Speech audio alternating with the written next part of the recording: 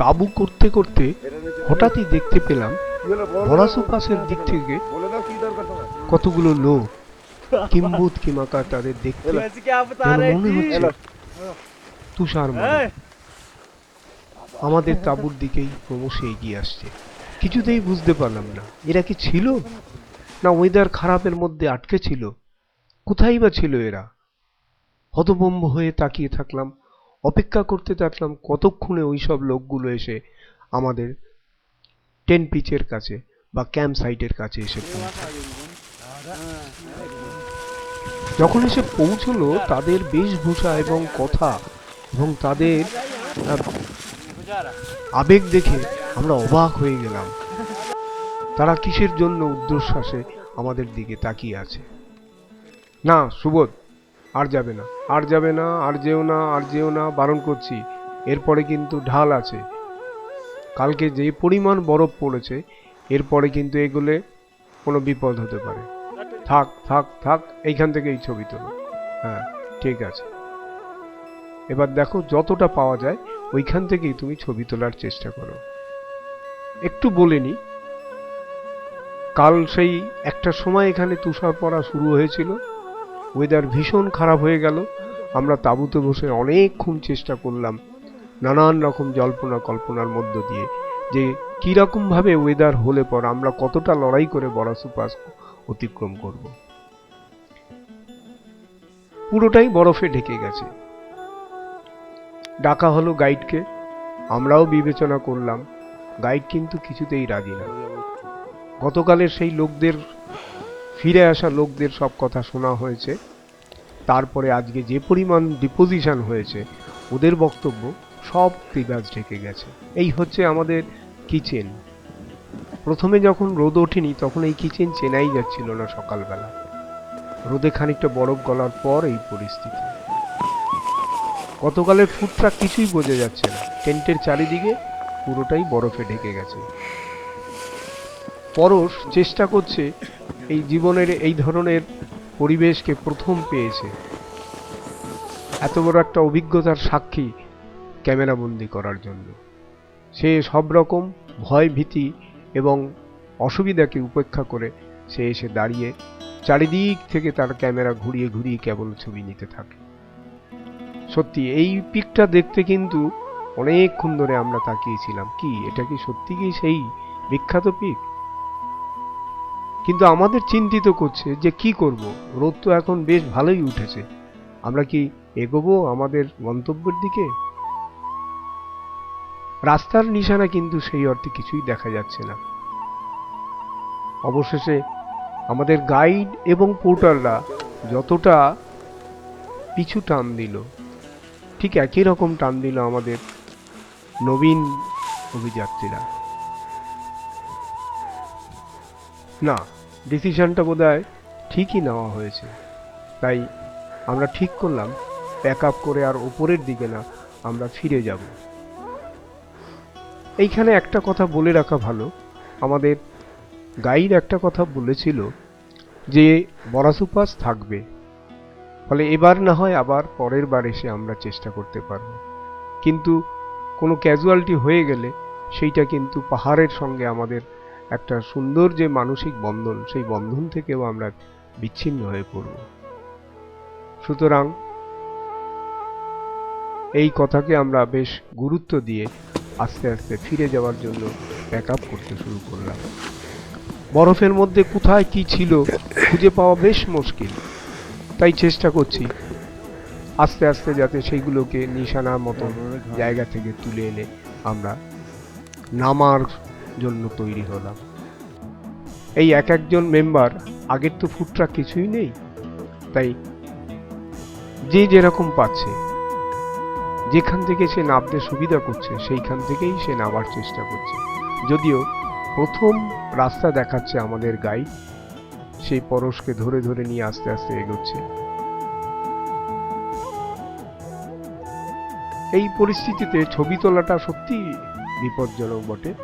আমরা যে যে জায়গায় দাঁড়িয়ে ছবি তোলার চেষ্টা করছিলাম কেবলমাত্র ডকুমেন্টেশনের জন্য, সুবোধ আমাকে বলছে আপনি এগোন এগোন, ওরা আসছে। সব আমরা নিয়ে নামছি। কিন্তু সত্যি মন তো মানে না, ডকুমেন্টেশনের সঙ্গে আবার সতর্কও হতে হয় যে আমার সাথীরা যাতে ঠিক সুস্থ সবলভাবে আমার কাছাকাছি এসে ফিরে আসে, তার জন্যই অপেক্ষা করে দেখছি এবং প্রত্যেকটা স্টেপ তাদের অনুধাবন করে যতটা সম্ভব দূর থেকে একটা সহানুভূতির ছোঁয়া পাঠিয়ে দিচ্ছি।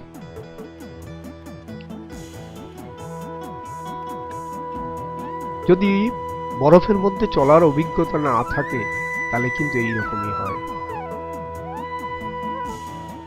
যাদব এই প্রথম এই ধরনের কোনো অভিযানের আমাদের সঙ্গে সাথী, তাই ওকে ফুটস্টেপও পর্যন্ত শিখিয়ে তারপরে কিন্তু আমাদের চলতে হচ্ছে।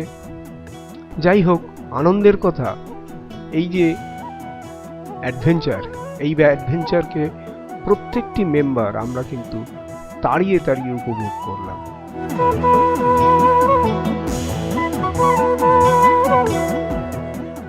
যেমনি বরফ তেমনি তার তলায় যে পাথর রয়েছে সেই পাথরের নিশানা পাওয়া উপর থেকে খুবই মুশকিল। যখন তখন সেই পাথরের ফাঁকের মধ্যে ঢুকে যাচ্ছে পা, তাই মাঝে মাঝে সেই ঢোকা পাকে যখন টেনে তোলা হচ্ছে দেখছি যে জুতো খুলে রয়ে যাচ্ছে, উঠে আসছে মোজা সহ পা। তখন আবার পাশের থেকে বরফ সরিয়ে ফাইনালি পাথরটাকে সরিয়ে পা বার জুতো বার করে আবার পায়ে জুতো ঢুকিয়ে আবার হাঁটা। সুতরাং 1 ঘন্টার রাস্তা আমাদের কাছে হয়ে গেল 2 ঘন্টা থেকে 3 ঘন্টার রাস্তা। পড়ে যাচ্ছি, আবার উঠছি। যে ট্রাক দিয়ে আগের লোকেরা নেমে গেছে, স্বাভাবিকভাবে আমরা সবাই সেই ট্রাক দিয়েই চলার চেষ্টা করছি। তবুও একই ফুটস্টেপেতে মাঝে মাঝেই বিকল দেখা দিচ্ছে। জগার পিঠের ওজন অনেক বেশি হয়ে গেছে, বরফে সেই পা রেখে ভারসাম্য রাখতে পারছে না। তাই প্রথমে খানিকটা গ্লিসেট করার চেষ্টা করলেও আলটিমেটলি এই রুটে কিন্তু গ্লিসেট খুবই অসুবিধাজনক। কালকেরই বরফ, সেই বরফ যথেষ্ট ঝুড়ো, ব্যালেন্সিং এর অভাবে কিছুতেই সে নামতে পারছিল না। তাই খানিকটা বসে খানিকটা হেঁটে কিছুটা পথ অতিক্রম করল। চারিদিকে সাদা সাদা সাদাময়। পরশকে নিয়ে কিন্তু গাইড নেমে গেছে অনেক নিচে। ক্যামেরা এত সাদা যে লাইট হয়ে যাচ্ছে প্রচুর বেশি।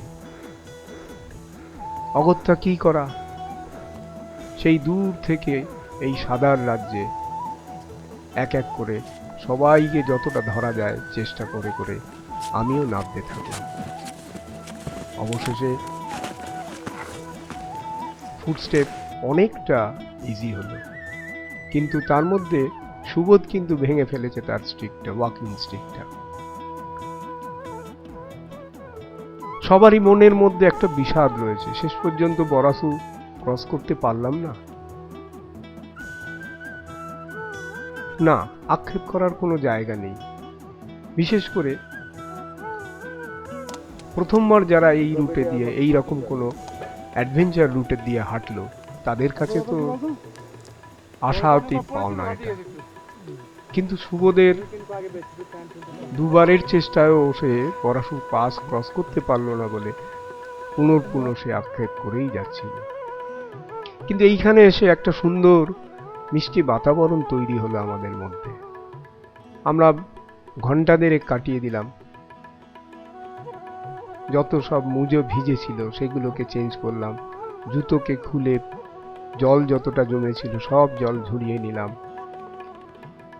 পোশাকের কিছুটা পরিবর্তন করে নিলাম এবং হাঁটতে হাঁটতে আলটিমেটলি আমরা এসে যেখানে পৌঁছলাম সেই জায়গাটা ভাবলাম যে এইখানেই তাঁবু করি।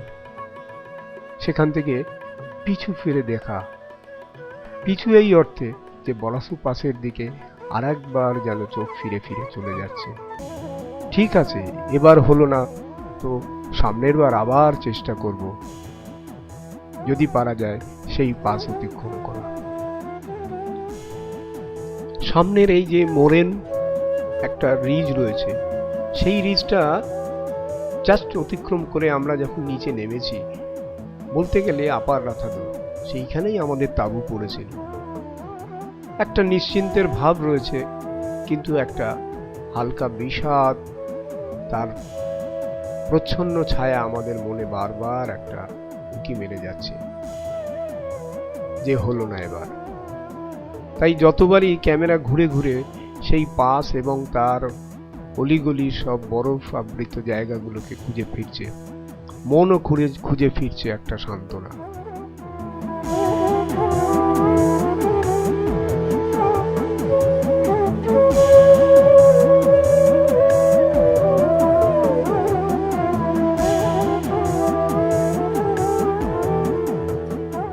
ক্যাম্প সাইটেতে আমরা সবাই পরের দিন সকালবেলা ব্রেকফাস্ট করেই রওনা হয়ে যাবে। এই হচ্ছে কি আমাদের ফিরে যাওয়ার রাস্তার দিক। বরাসুনালা এখান থেকে বিভিন্ন দিকে ডানাপালা ছড়িয়ে ক্রমশ নিচের দিকে নেমে গেছে, অনেকটা সেই কালানাগের মতন দেখতে দূর থেকে আমাদের মনে হলো। তাই দেখতে দেখতেই আমরা নামতে শুরু করলাম। আপার রাথারদার থেকে এবার যাব রাথাডারের দিকে। সেই ভেড্ডি ক্যাম্প, এখানে এসে দেখলাম গতকালের যে ওয়েদার খারাপ ছিল, তার আগের দিনের যে ওয়েদার খারাপ ছিল, সেই ওয়েদারে এখানেও স্যারাকের মতন বা বরফের তলোয়ারের মতন কিছু আকার নিয়েছে। জামদুয়ার গ্লেশিয়ারের দিকেরও পাহাড়গুলো অনেকটা নিচ অব্দি সাদাময় হয়ে রয়েছে। আবার ফিরে এসেছি সেই জিএমবিএন বাংলোকে পাখির দৃষ্টিতে ওপর থেকে দেখছি। এসে পৌঁছেছি আবার সেই হারকিদুনের জঙ্গলে। না, আমরা আর সেই পুরনো জায়গায় তাঁবু করলাম না, একটু চোখটাকে আলাদা রকম ভাবে বা প্রকৃতিকে চোখের সঙ্গে আলাদা রকম ভাবে পাওয়ার জন্য তাই একটু এগিয়ে গিয়ে নিচেই রয়েছে একটা নালা। সেই নালার পেরোবার আগে একটা জায়গা আছে, সুন্দর টেন্টিং গ্রাউন্ড। খানিকটা ড্যাগার দিয়ে পরিষ্কার করে আমরা তাঁবু পেতে ফেললাম। আজকের রাত্রিবাস আমাদের এইখানেই হবে। পরের দিন আমরা ওইখান থেকে আবার হাঁটা শুরু করলাম। ইচ্ছে আছে আজকে যদি নেমে যাওয়া যায়, একদম সীমা পার হয়ে চলে যাব। দেখা যাক, সেই উদ্দেশ্যেই এই টেম্পোরারি সাঁকোটা এক এক করে পার হচ্ছি।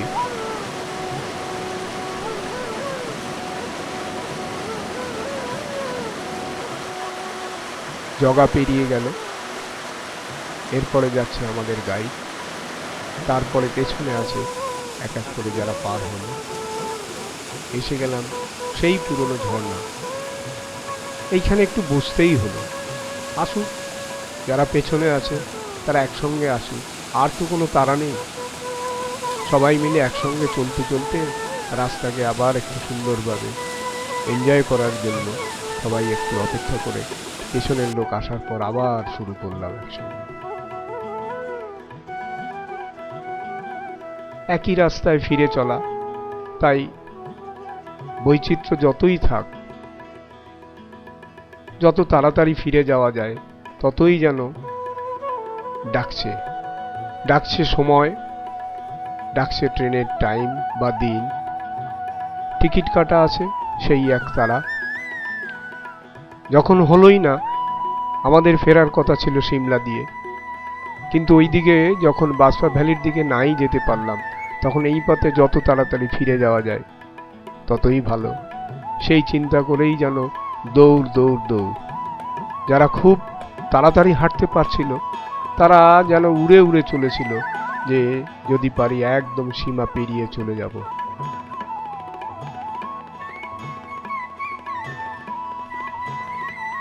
তাই রাস্তার দুপারের সৌন্দর্য মাঝে মাঝে যা আটকে রাখতে পারে সেগুলো ওভারলুক করে আমরা মাঝে মাঝে পেরিয়ে চলে যাচ্ছিলাম। এই সীমা গ্রাম অ্যাকচুয়ালি ওসলা, নিচের যে ফরেস্ট বাংলো বা জিএমবিএন বাংলো রয়েছে সেই জায়গাটাকে বলা হয় সীমা, কিন্তু গ্রাম যেটা এই টন্স নালার উপরের যে গ্রাম সেইটাই হচ্ছে গিয়ে ওসলা গ্রাম। সেই গ্রামেরই এক ভেড্ডিওয়ালা, তার কাছে বাসনপত্র রসদ সবকিছুই রয়েছে, কিন্তু জঙ্গলের মধ্যে তার ভেড়ার দল এদিক ওদিক ছড়িয়ে গেছে, তাই সে অপেক্ষা করছে তাদেরকে ডেকে